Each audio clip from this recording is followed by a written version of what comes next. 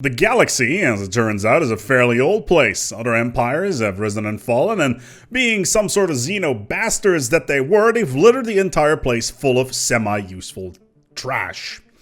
Ruined megastructures, old gateway networks, there isn't even a whole area in space full of nanite wastes. They probably could have hired somebody to clean that space out, but of course they had to go and die and just leave the stuff behind. Wasteful. Thankfully, we can re-engineer all this stuff and make it useful to ourselves. A classic example of this is one man's waste is another man's gold mine, although in this case, the others in this conversation have been dead for a little while already. Now, who are these guys? Now, we've talked about the fallen empires before. We've talked about the gateway builders in the L cluster, and of course, the nanites. But we never really talked about the precursors, because that's who we're going to be talking about in today's discussion. Precursors come in 5 different flavors as of the making of this video, and these are the Youth, the Voltaum, Erasia, Cybrex, and of course my personal favorite, the First League. Now, each of these have their own rewards attached to them when you finish their respective quest lines, and some of you give you great systems that generate large amount of resources in space. Others give you a broken ring world, which is not all that great until the late game, or a free Ecumenopolis, which is awesome. Which of the Precursor quests you get is not entirely randomized and is entirely dependent on where you start in the galaxy, as each empire used to be situated in a different area. Thankfully, we have Reddit user Aslium to thank for these maps, which so nicely illustrate which empire event change spawns in which area of the galaxy. This basically means that, well, if you spawn, then you can basically say, oh, I will probably be getting this one, but I would really like to get the First League, so I'm just going to restart until I get that one. Iron Man players, take note of this. If you're not so inclined to actually restart your gameplay once you've spawned, you can use these maps to specifically tailor your strategy and search areas based on where you spawn. As already mentioned, we'll be using these to illustrate where on the map they are and how to follow up and how they function. In order to finish these event chains, you will first need to discover 6 artifacts of the species that you have encountered, and you can only get one of these, so there is no min-maxing by getting multiple Precursor Empire bonuses, and you can usually find these artifacts through anomalies, or later in the game have the opportunity to either buy these straight up from other empires or internal collectors, and finally there's a chance of anomalies randomly popping up on already situated planets in your empire, and you'll be able to just get random events that basically give you the artifacts that you need, although these generally don't happen until the mid-game, and most of the galaxy has already been surveyed. Now, it's worth noting that the Precursor anomalies are fairly high in level and can take quite some time to actually finish surveying, so if your scientists are on very high level, it may be prudent not to research them immediately and just keep exploring as much as possible to improve their experience, and then later on assign them to the actual surveying of these anomalies. This way you can get more coverage and be more efficient when you decide that you've got what you needed, which is, of course, 6 artifacts. Once you've collected your 6 artifacts, the homeworld of the respective species is discovered. Generally, and this is very important, generally in your space. It usually spawns within your hyperlane network, but there is a chance that it will pop up somewhere else. And so don't be too antsy when a Precursor homeworld spawns just on the other side of the border of that Fanatic Purifier, who won't give you back that lawnmower that you borrowed to it last summer, not even including this Precursor homeworld.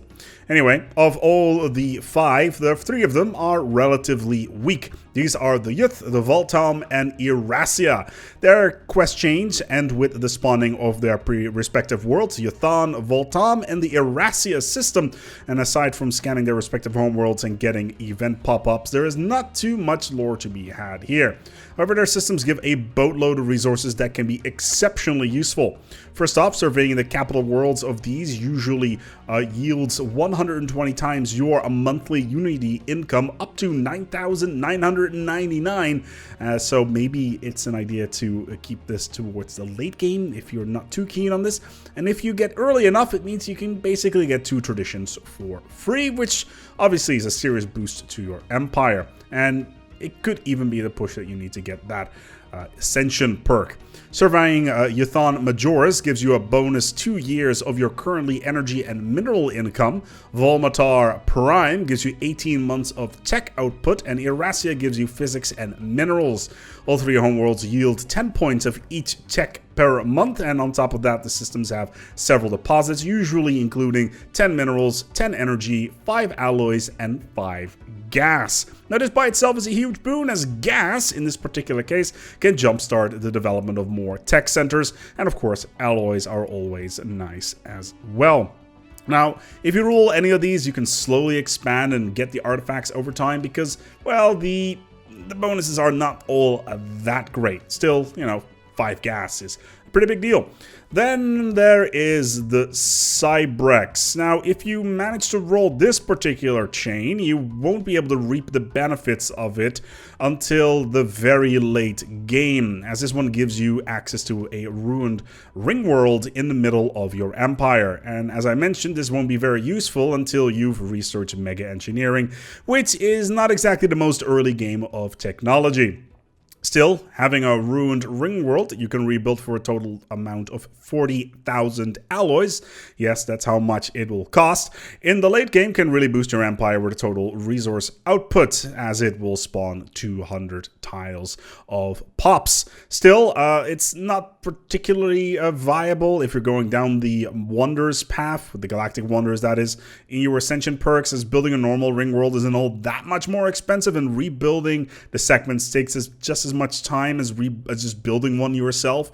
In addition, the lack of mineral and energy bonuses, nor the alloys or gas, really puts this one, I would almost say, on the bottom of the list. And if you roll the Cybrex, it's probably worthwhile just to get 5 artifacts and not get that 6th one until you've gotten the opportunity to max out your Unity income.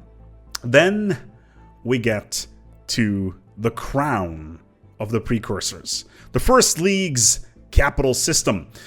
The process here is just as straightforward as the previous one. Find your artifacts and then get access to the First League's home system, and let's hope that it spawns within your empire. Now, the system itself, it's rather special because it spawns a ruined Ecumenopolis. Now, even if you do not have Megacorp, it will do this. So even in vanilla, will you get an Ecumenopolis? This is the only way outside of a Megacorp to get one. And it also has every single mechanics available that comes with this type of planet. This means it has arcologies and every single bonus in tow. The problem of this is that 20 of the 25 district trials that are on the planet will be blocked, so that means that you'll need to clear all of them, and you will not, instead you will get access to the remaining 5 tiles, so you can do your initial colonization, and gradually over time remove the tiles, and the blockers, they cost 1,000 energy and 1,000 minerals, as well as 1 year of in-game time to remove. Essentially, what you're getting here is a free Ecumenopolis that you can gradually upgrade over time, and have it scale with your empire, which basically means that you can start removing all your alloy plants from all your other worlds and basically start spamming the alloy producing arcologies on the Ecumenopolis instead, because the cost of because the return is just so much better. Finally, the system will spawn with 10 energy and minerals that you can harvest, as well as 10 of every single tech, which can be gotten on the capital planet itself. No gas, sadly, in this particular case, but it is by far the most overpowered of the Precursor empires. The Fiat First League system is incredibly useful and can turn your empire into a production powerhouse if scaled properly, to the point where it's worthwhile to enact the map the stars policy early on in the game if you get the First League, and just build an excess of science ships out there to find those Precursor anomalies as fast as possible so you can roll completely out of control. So yeah, Precursors. They may be dead, but it does not mean that we can't take their stuff, and that's always good to know. We're gonna go and wrap it up here. If you thought this video was useful and you think that, hey, these Precursors, I did not know that they spawned only in certain parts of the galaxy, well, now you know. Feel free to give this video a like, and if you'd like to see more, give it a subscribe, and until next time, take good care of yourselves, and as always, each other.